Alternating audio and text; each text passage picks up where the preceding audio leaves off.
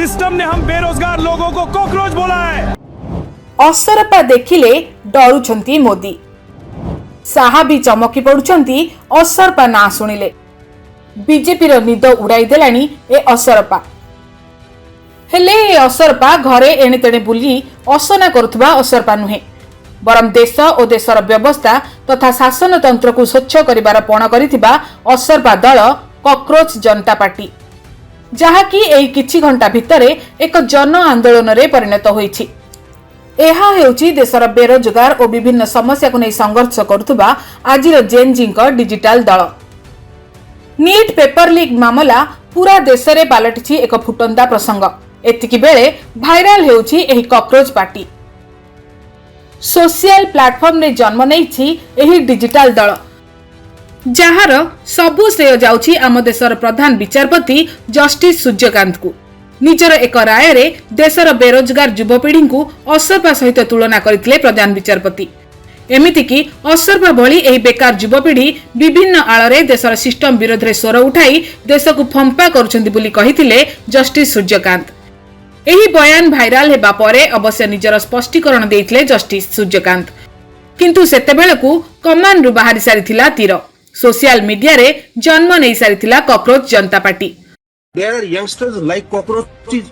They don't get any employment. They don't have any place in profession. Some of them become media. Some of them become social media. Some of them become RTI activists. Some of them become another activists, and they start attacking everyone. Account viral हेबा परे सम्मुख को आसीचंती एहार प्रतिष्ठाता। विचारपतिंग कटाक्ष को नहीं अभिजीत दीपके नामक जणे YouTuber एमितिटारे cockroach Janata party नाम रे एक अकाउंट खोली सेथिरे किछि पोस्ट करिथिले, जहाको लोके प्रथमे मजादार कथा भाबे देखुथिले, किंतु किछि समय मध्यरे एहा एक जन आंदोलन रे परिणत होइथिला। 24 घंटा भितरे इंस्टाग्राम रे एहा सहित जोड़ी होई जाइथिले 40,000 लोक। ए भितरे 30 लाख टपिलानी एहार फॉलोअर संख्या। एक्स बा ट्विटर अकाउंट रे भी जोड़ी हेलेनी लक्षाधिक लोक। सबुठारु बड़ कथा हैला केवल युवपीढ़ी नुहंती, वयस्क और वृद्ध माने मध्य एहाकु समर्थन जणाइछंती। एही समर्थकंक मध्यरे अछंती टीएमसी नेत्री महुआ मैत्री एवं पूर्वतन क्रिकेटर कीर्ति आजाद।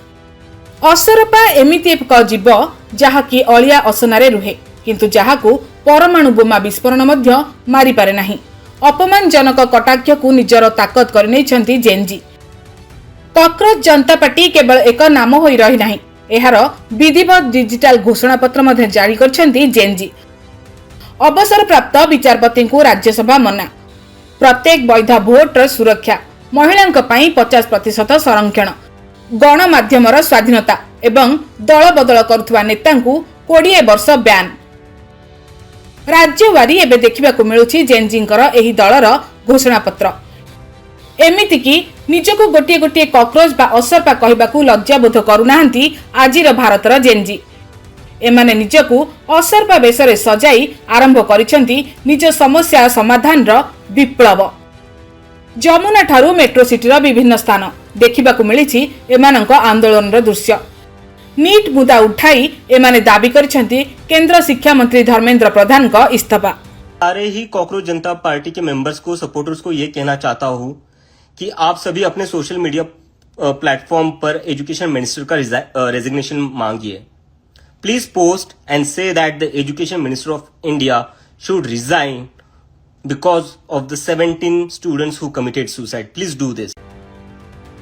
सबुठु बड़ प्रश्न हैला नेपाल रे जेनजीन एभली उत्थान देखिथिबा केंद्र सरकार कोन एही दल को वास्तव रे अस्तित्व को आसीबा को देबे ना सोशल मीडिया रे अंतुड़ीशाल रे ही हेबो एहार अंत। एहा को नै कोन कहउचंती कॉकरोच जनता पार्टी रो प्रतिष्ठाता अभिजीत दीपके सुनंतु। This is laughable, this is ridiculous. But I think ये जितना हम लोगों के पीछे लगेंगे, जितना हम पर अटैक करेंगे, अभी हैक करने का ट्राई कर रहे हैं, फिर एक्सेस रिवोक करने का ट्राई करेंगे, और मैं पूरी गारंटी के साथ आप लोगों को बता रहा हूँ जल्दी मेरे ऊपर केस भी फाइल कर देंगे, और उसके लिए मैं मेंटली प्रिपेयर हूँ।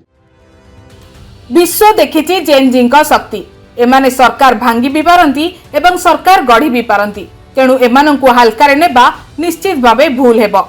आगकू एही दल किभली भूमिका निभाउछि ताहा उपरे एबे पूरा देशर नजर।